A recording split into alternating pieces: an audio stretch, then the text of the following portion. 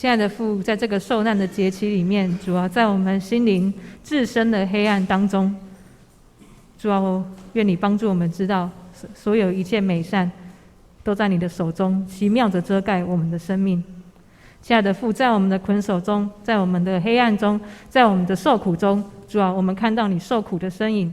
父啊，你的受难成为我们极大的安慰，你的受难成为我们的帮助。主啊，愿你让夜晚烛火的光成为那熊熊的烈火，燃烧我们每个人的心。你的生命在我们里面被点亮，因为你十架的爱供我们用，你十架的恩典供我们用。愿你帮助我们今天不论说的与是或听的，都能够领受你在我们当中那极大的安慰。谢谢主，我们这样祷告，是奉耶稣基督的名，阿们。大家平安。今天我们已经进入了受难节期的一段时间了。那不知道这段时间大家的在受难节的自己内心上的预备是什么样的状态？那我们今天要来分享的呢，也是在受难的节期的一段经文，是出自于哥林多前书。那我们就一起来看圣经，或是我们周报里面的经文，我们一起来了解今天的一个信息。好，首先哥林多前书它是一封什么信？很好，对，它是一封书信。那这封书信呢，它是写给在哥林多这个城市的教会的一封信嘛？对，这很明显，就是 PPT 上都有写。好，那这个教会是什么样的教会？为什么保罗要写这样的信给这间教会？那我们就来了解一下这间教会它的状态。好，第一个，在哥林多城市的这间教会呢，它的那个环境的氛围是什么呢？首先它是罗马政府所新建的一个在海港的城市。好，是因为它是海港城市，它是在一个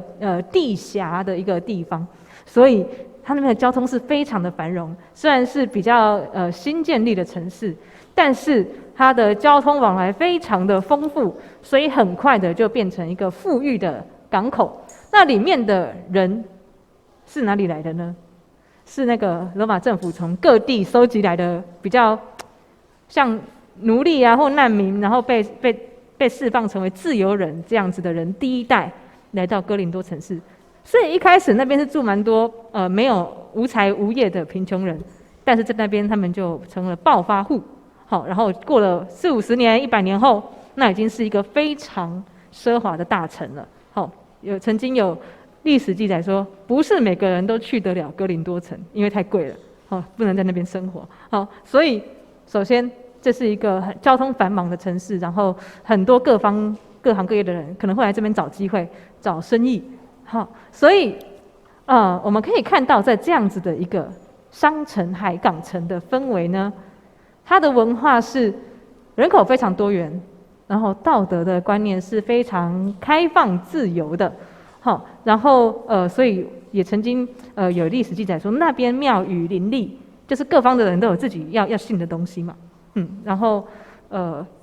那里的人也会更多的来追求功利，或是有一种奢华宴乐的生活，所以那是那个地方的一个城市的氛围。那所以那个地方这样子的氛围，或多或少也会影响那个教会在那个环境的一个状态嘛。所以我们就来看到哥林多教会的特色咯。它的特色就是保罗在那边传福音啊，一开始几乎没有受到任何的阻碍，他就传福音，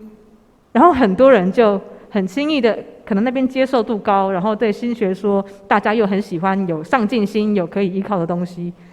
所以他们很容易的就接受保罗的福音了，然后拓展迅速，教会很快的就变成一个富裕的教会，而且里面有很多的人才，因为里面都是那种打拼实干的人嘛，这样子。好，所以这个教会的特色是这样子的。那教会在这样子的状况中遇到了什么困境呢？就是说，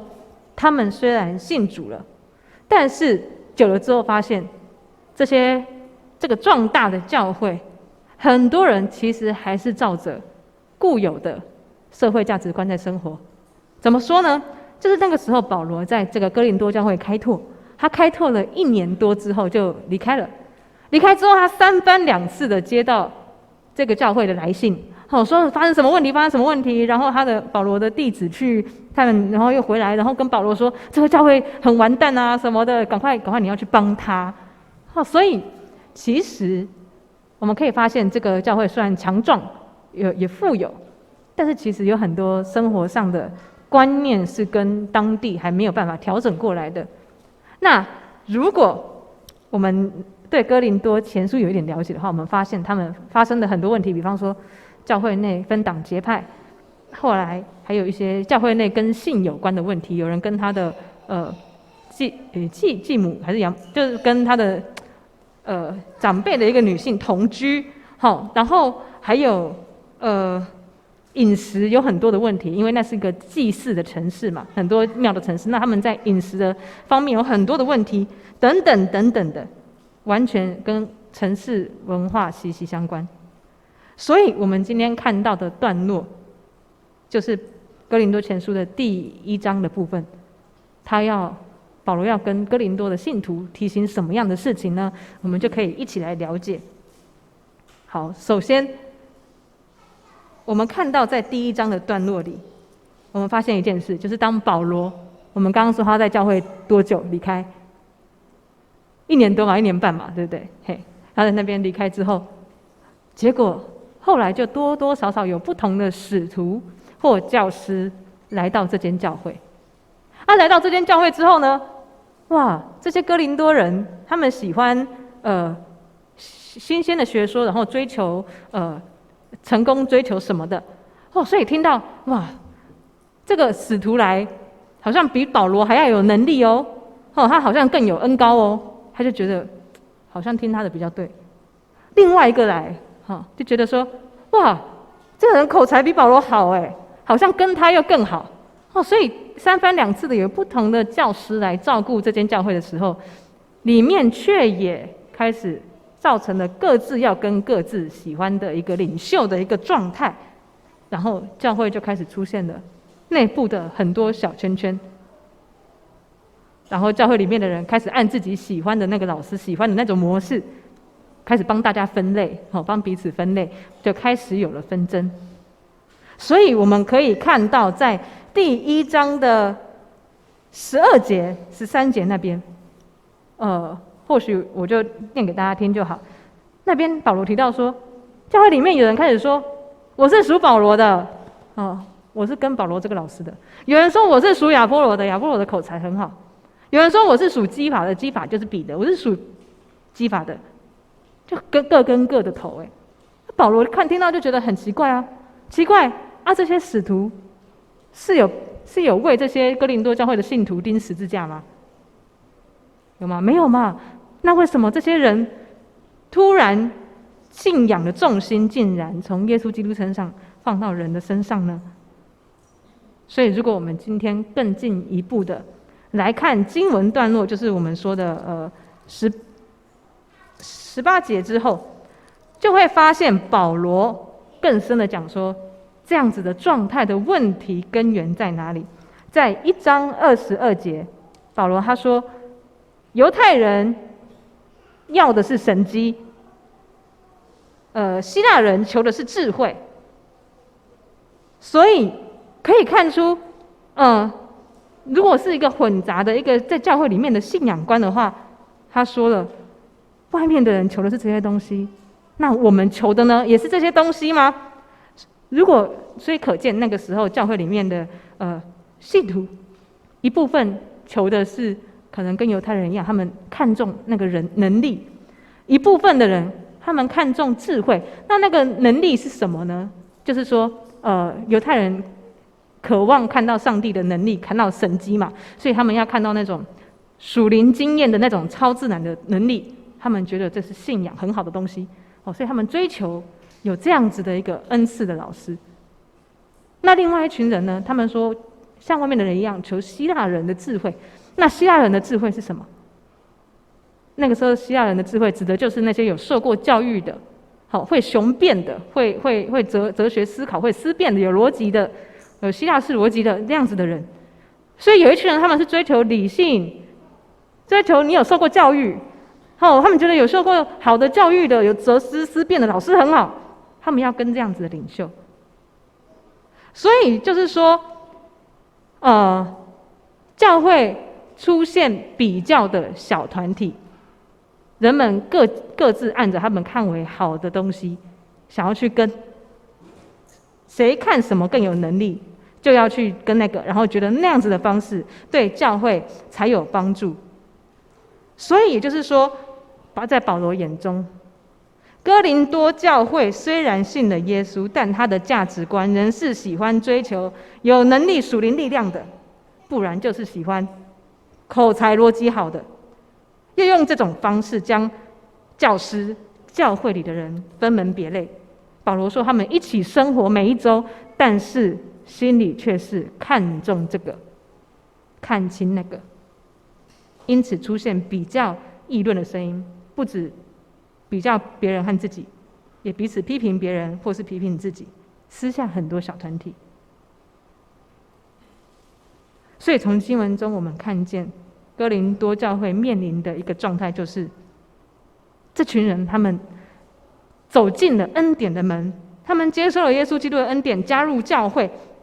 但是当他们受洗之后，哇，懂了更多，看到更多，哦，原来还可以这样做，哦，原来还可以那样子教。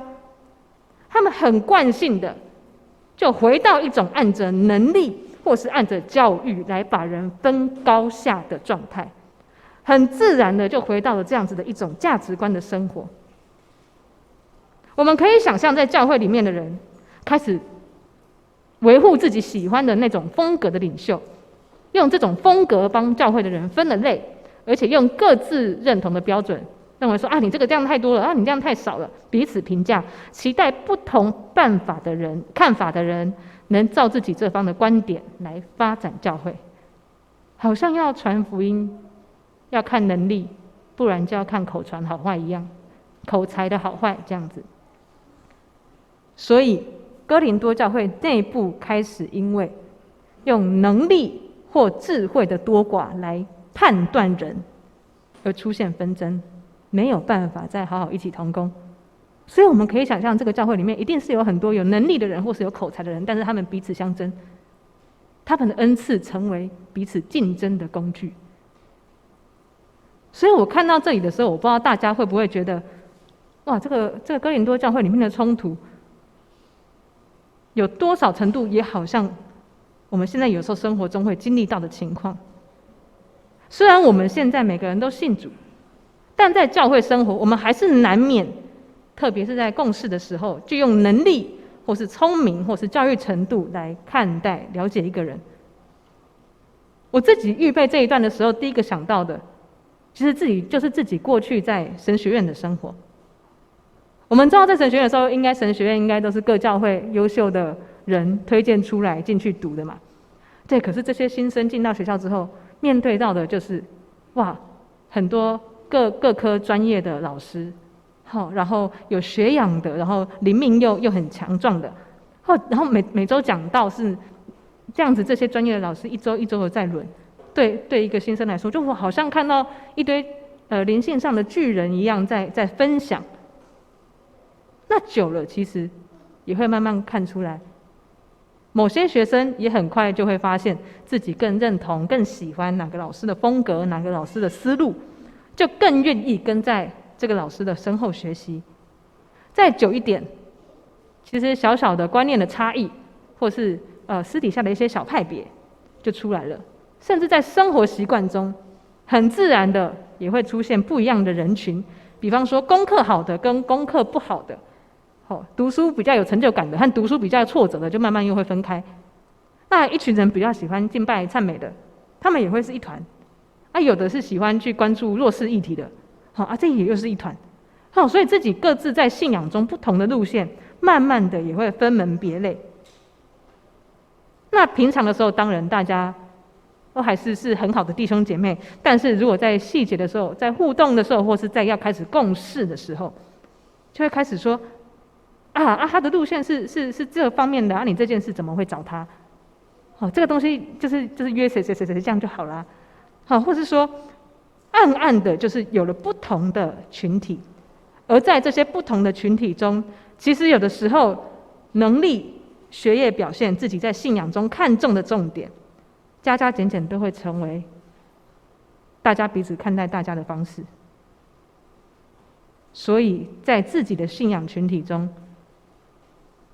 多少人是看重这个，轻看那个？我想大家自己心里有数。在想起这一段经验的时候，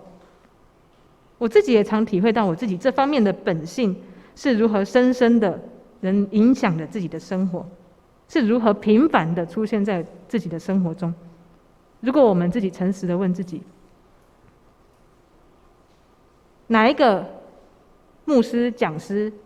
讲得到我们觉得更合胃口？哪一个人的教法、带主的方法、敬拜的方式让我们觉得更有得着？是个人给人轻松欢乐的信仰经验的这样子的好呢，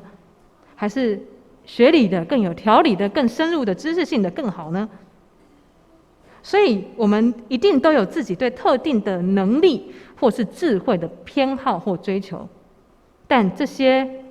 会不会有的时候也慢慢成为我们对自己或是对别人的评价？会不会有的时候当我们在互动同工的时候，在这些很小的点会突然没有办法很顺畅的来互动？有的时候其实没有办法欣赏另外一种人的服事，也没有办法去看别人的那一种智慧、那一种能力为乐，因为有时候我们心里暗暗知道，有的时候是看重这个，轻看那个。所以我们活在一个追求能力、学历的一个世界，真的很难免。我们多少在无意识的时候，就是在最自然的时候，我们也用能力、学历、聪明、才智来彼此看待，有时甚至我们因此伤了自己，也伤了别人。那到底教会面对这样的困难的时候，保罗给教会什么样的教导？面对这样的情形呢，保罗是这样说的，他跟哥林多教会的信徒说：大家别让基督的十字架就是空空的，我看一下那个，不要让基督的十字架落空了。什么叫让基督的十字架落空了？他说，因为耶稣基督十字架的道理是要让一种人很自然的、很惯性的对对能力、对智慧的追求的一种价值观，能够有能力来对抗这种价值观，然后让这种价值观不要伤害教会。因为耶稣基督的能力是神的智慧，远比人所要的那种智慧能力还要强得多。那这个能力到底是什么？我们再来细看耶稣基督的能力是什么能力。保罗他邀请哥林多的教会的信徒来想，大家你们想想耶稣基督的十字架，本来耶稣他也没有能力显神迹行大人，他能不能给人很多属灵经验？可以嘛？耶稣有没有办法为众人带来好的教导还有辩护？大有全能，有嘛？可是他在十字架上的时候，他没有用神迹来拯救自己，他也不为自己辩护，他让自己成为无能的、没有智慧的，然后钉死在十字架上。那这到底要表现什么？为什么他可以做却不做？他可以为自己奋斗却不奋斗？因为他这样子是要彰显真正的力量来自救恩。他甘愿死在十字架上，让上帝将他复活，这是他不出于自己的力量。所以就是说，十字架的道理是，他要完全转变世人靠着能力、靠着智慧生活彼此评价、自我论断、比较、分裂群体的这种本性，而进入一种唯独靠恩典、看重恩典、以上帝的怜悯为中心的一种生活，一切的好处都只出于耶稣基督。所以十字架的道理的那种力量是转变价值观的力量，因为在那世人看为愚拙的、不可思议的，却是我们信的人紧紧抓住依靠的。在经文第21节，1章21节，他这样说：世人凭自己的智慧无法认识上帝，因为我们以为我们要被拯救，我们要过得好，要有能力，不然就要有教育。但其实在经文里面，上帝说了，要拯救需要的是恩典，而不是能力或是智慧，因为那些在上帝的大能来说都是那样的微小或愚拙。所以对不信的人来说，恩典是不可置信的一件事，因为谁能掌握上帝要不要给我？而且是会被看为你怎么都不为自己挣扎，这样很软弱。但是保罗要指出，这样的一种依靠恩典的世界观，反而能够帮助我们从自行做大的框架中，还有彼此论断的框架中释放出来。我们来看保罗怎么说。保罗在1章26节提醒哥林多教会的信徒，他说：弟兄们啊，你们蒙召的一开始按着肉体有智慧的不多，有能力的不多，有尊贵的也不多，神却拣选了世上愚拙的，叫有智慧的羞愧；又拣选了世上软弱的，叫那强壮的羞愧。所以保罗他其实是在有点凶吼，他其实是在骂哥林多教会的人说：你们一开始被选的时候，你们很聪明吗？你们很有能力吗？我们刚刚知道哥林多城的背景是什么？一开始都是释放自由的奴隶而来，所以那些哥林多人一开始是什么都没有的，是没什么厉害的人，是上帝按着自己的大能兴起环境，给他们有不同的恩赐而已。所以保罗劝勉他们说，要记得自己一开始是怎么样领受这般恩典，把在人群中、教会中看到的我们各样欣赏的好处、性情，明白这一切都是上帝恩典赐下，而不是再拿来自我满足，或是彼此比较自卑，导致人一下看重这个，一下看轻那个，一下做这个，一下做那个，一下看自己缺乏这个，一下嫉妒别人有这个东西。所以救恩的力量是让我们彻底从对能力那种学经历的那种追求中，那种标准中释放出来，活在上帝的恩典之下，知道只要主愿意，他可以让任何没有智慧、没有能力的人兴起做极大的事情。因为恩典是出于主，而不是出于我们自己的掌握。好，那有的时候可能我们当中就有人会问了，那如果我们都说好啊，唯独恩典啊，靠恩典啊，那是不是我们对自己的软弱无能就有理由，就有借口我不想做，就是因为上帝还没有给我这个恩典。那说保罗其实在这方面他也有回答，他就说好啊，那如果教会里面很多人都有才能，那我们怎么看见这件事？他说，在恩典中，人的责任是做这些恩赐的管家，首要的是看见对耶稣基督的忠心。所以他渴望哥林多教会里面彼此勉励的，不再是能力或是智慧够不够好，而是求主让教会里面的每一个人成为忠心的管家，善用自己身上的这些能力或恩惠，忠心的依靠恩典来服侍，而不是抓住能力或智慧来判断别人或判断自己。要一直记得这样子十字架的道理并不容易，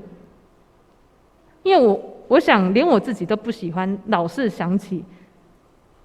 在上帝面前的无能、没有智慧、凄惨落魄的时光。但是在恩典的价值观里面，上帝特别在无能无智慧的地方要彰显他的工作，而这种工作会帮助我们真的得自由。最后我分享一个自己的故事。我们当中有一些朋友知道，我以前不是一个会带敬拜的人，我的声音其实不好，也唱不出来，我也不会用正确的方式来出力。所以以前呢，我去教会实习的时候，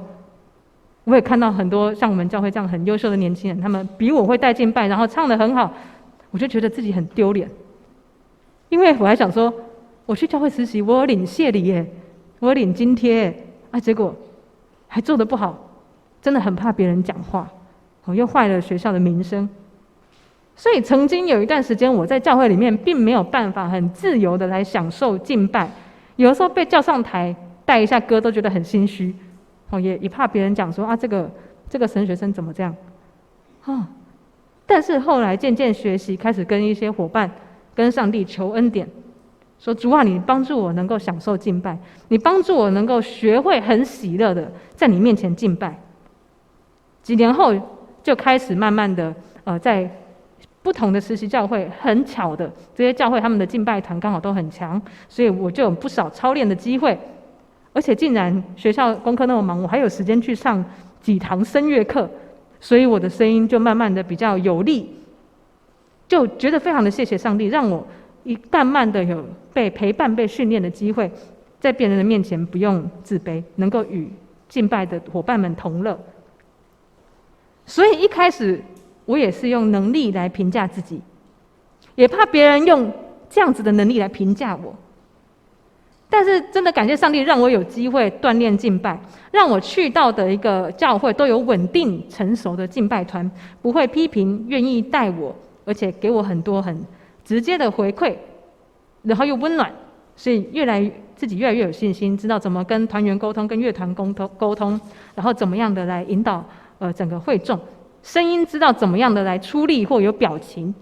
有很多的好的模范让我能够学习。所以今天如果我自己能有一点点好的服事，这背后是靠多少人的帮助，多少上帝的引导，这是说不清的。但是有趣的事情来了，自己的本性更容易把重点放在能力好不好，这种性情还是在的。所以当我自己比较会带敬拜之后，开始比较有自信了之后，有时候开始跟一些比较不熟的那种也是全职的同工在练习的时候，我发现当时间短的时候，我自己也开始会批评人家。我会觉得说啊，都已经时间那么赶，怎么没有事先把歌练好，然后还唱这样，或是怎么预备成这样啊？怎么大家这样配起来很卡？然后有的时候一些比较没经验的怎么讲，好像也沟通也听不懂，就觉得怎么那些可能比较没有训练过的传道人的能力很差，很花时间，都忘记我自己是怎么样被照顾上来的。后来看到了，我很惯性的又用这样的一个状态去评断一个人，而且如果这个时候刚好又有一个乐团的同工跑过来跟我抱怨说啊，今天那个这样状态很差，让两个人讲一讲，是不是就变成塑造了一种氛围，一种我音乐比较厉害的小圈圈就出现了？是不是很容易分党结派？我也不知道。但好险，上帝的话经常是提醒我们盲目的眼睛，上帝的话时常在光照我们，在弱小的时候帮助我们记起我们是如何深刻的在仰望恩典，帮助我们不致自卑。但在有力量的时候，这个恩典的大能让我们没有办法骄傲，因为万物都是上帝给我们的，他要给谁就给谁，我们可以怎么取，我们可以怎么拿，全都是他为我们安排好的恩惠。所以这是十字架的智慧，把我们从比较彼此论断中拯救出来，让我们盲目的眼睛能够打开，看到自己的愚昧。所以今天不论我们是那一个有多一点能力智慧的，或是我们是那一个比较没有能力没有智慧的，我们愿不愿意在十字架的道理前面承认自己的不足，让十字架恩典的力量来转变我们的价值观，把拯救归于神，而不再是把拯救归于能力或是智慧，好叫我们不论有能力没能力的，有智慧没智慧的，都因上帝在我们众人当中的恩惠而快乐。我们愿不愿意这样做呢？